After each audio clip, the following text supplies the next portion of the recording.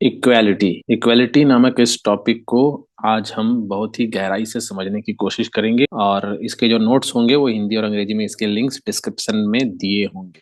Equality is the state of being equal, यानी एक ऐसी परिस्थिति स्थिति जहां पर समानता का होना सुनिश्चित होगा। किस संदर्भ में?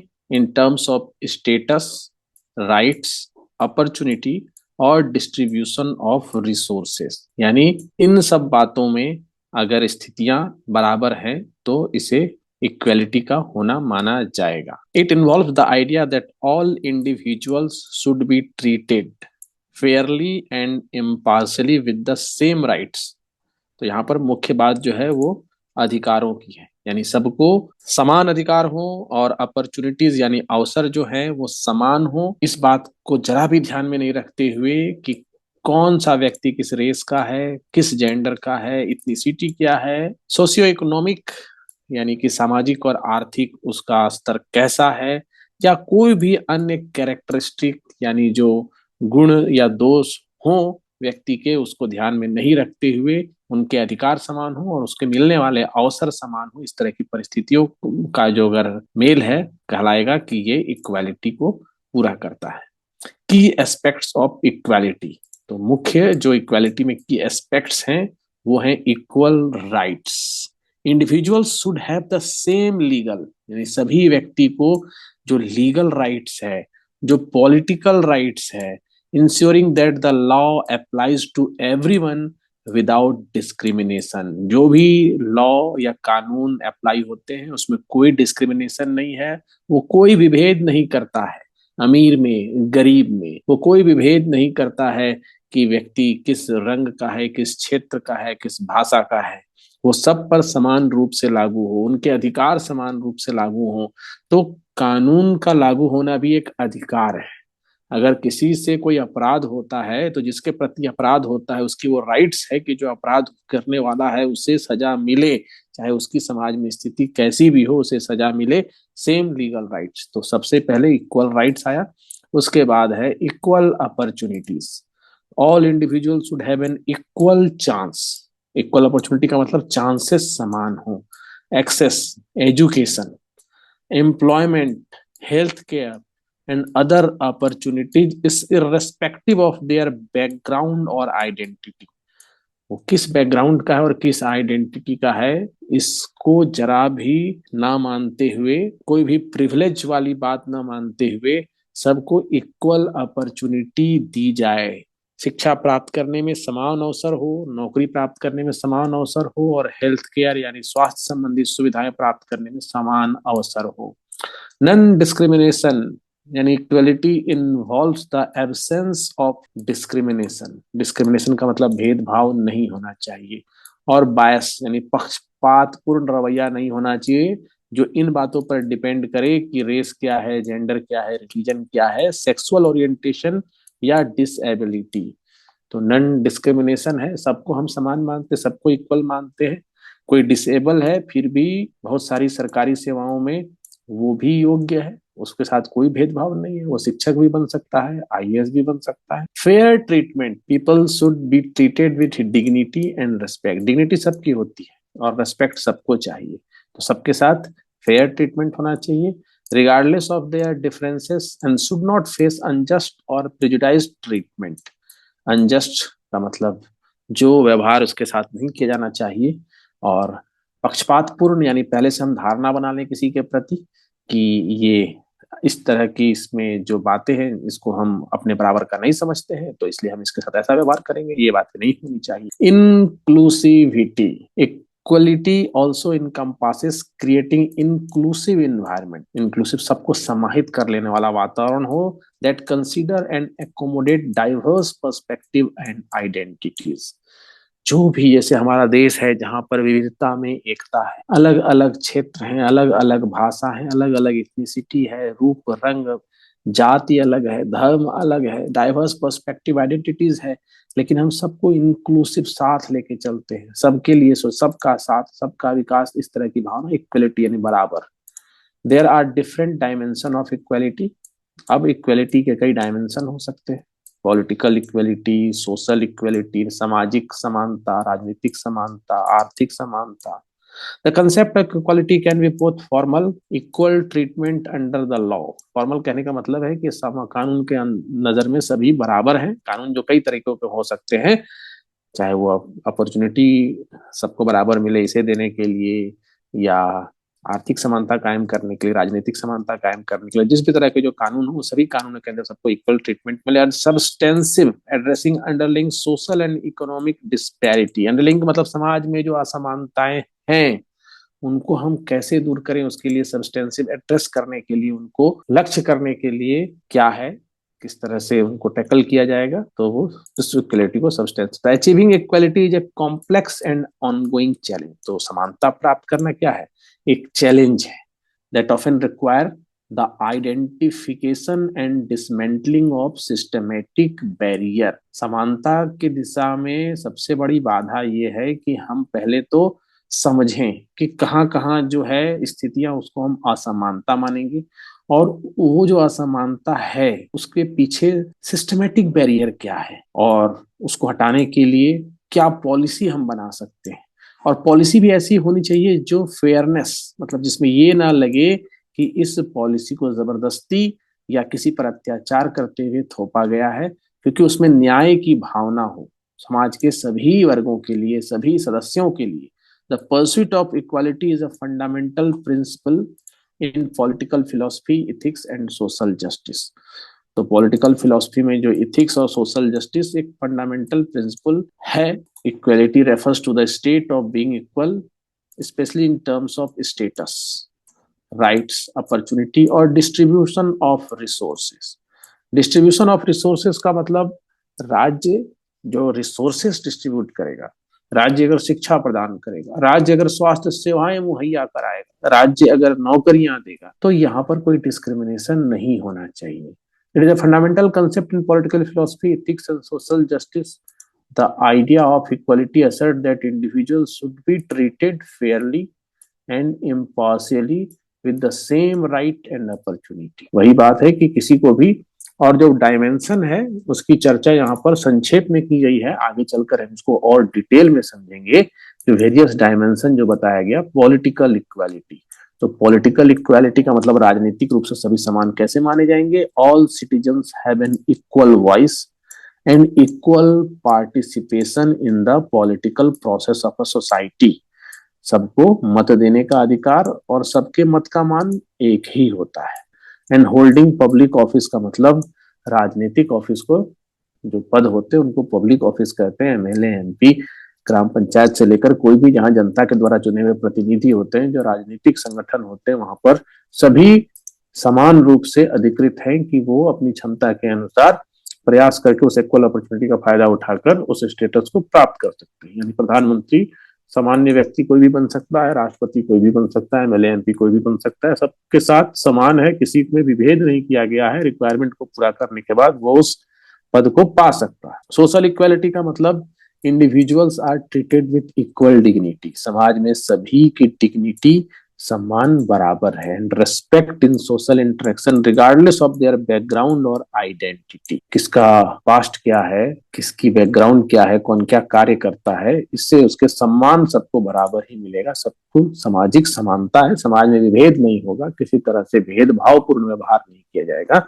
Economic equality, fair distribution of wealth and resources to ensure that everyone has access to basic needs and opportunity. आर्थिक समानता का मतलब है सरकार जो वेल्थ खर्च करती है, सरकार के जो रिसोर्सेस हैं उस तक सबकी पहुंच होगी, सबकी जो बेसिक आवश्यकताएं हैं उनको पूरा किया जाएगा, सबको समान अवसर दिया जाएगा, नौकरी में समान अवसर सबको मिलेगा ताकि वो उस जॉब को प्राप्त कर सके, अपने परिवार की इकोनॉमी चला सके, वहां पर विभेद नहीं किया जाएगा। Legal equality, equal protection under the law. सभी को इक्वल प्रोटेक्शन है। अगर किसी व्यक्ति के साथ कोई अत्याचार होता है तो वो जब कानून की शरण में जाएगा तो उसे भी कानून का समान संरक्षण मिलेगा। ये नहीं देखा जाएगा कि ऐसी कोई फैक्टर्स जिससे उसकी आइडेंटिटी का कोई स्वरूप निकल कर आए जो उसको बाकी लोगों से अलग सिद्ध करे, ऐसा कुछ भी नहीं हो सकता। सब बराबर होंगे, meaning that law apply to everyone without discrimination. जो कानून है वो सभी पर बराबर रूप से लागू होंगे, उसमें कोई भेदभाव नहीं हो। Educational equality, equal access to quality education, सबको समान और बेहतर शिक्षा मिले, कोई भी वर्ग का हो।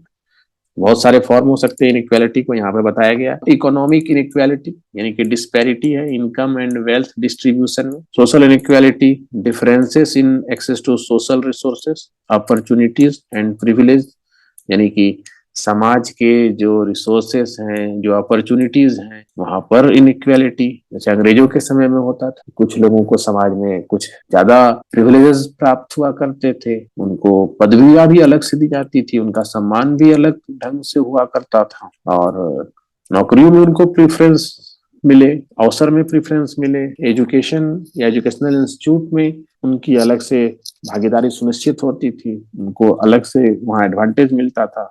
तो इस तरह से ये हो गया।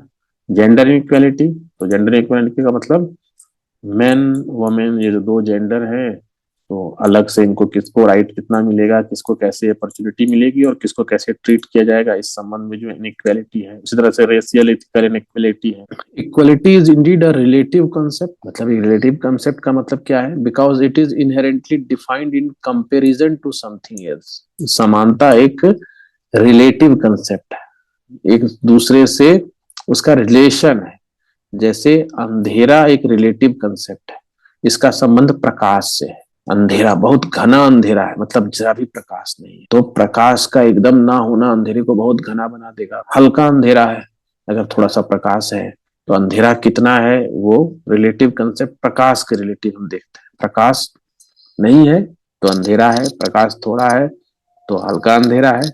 तो इस तरह से जो इक्वेलिटी है वो रिलेटिव है, किससे?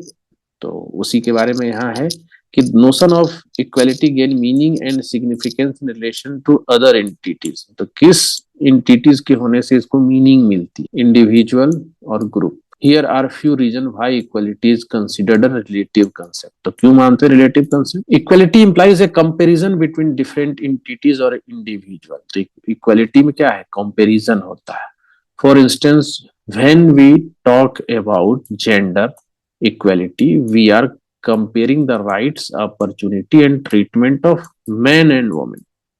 यहाँ कंपैरिजन है। समानता, क्या समानता? लैंगिक समानता, जेंडर इक्वालिटी। तो हम यहाँ क्या कंपेयर करेंगे? मैन एंड वुमेन, इनसे संबंधित अधिकार, अवसर कैसे ट्रीट करते हैं, इसको हम यहाँ पर कंपेयर करेंगे। Similarly, discussions about economic equality, comparing the distribution of wealth or income among various segment of the population. जब हम इकोनॉमिक इक्वालिटी की बात करेंगे तो वहां हम क्या देखेंगे? धन का डिस्ट्रीब्यूशन या इनकम कैसा है कि नहीं, तो उससे हम जज करेंगे। यहाँ पर एक रीजन ये हुआ। दूसरा, contextual nature. The concept of equality is highly contextual and varies based on the specific context. यानी कि context क्या है, कैसा प्रसंग है जहां इसको अप्लाई किया जाएगा।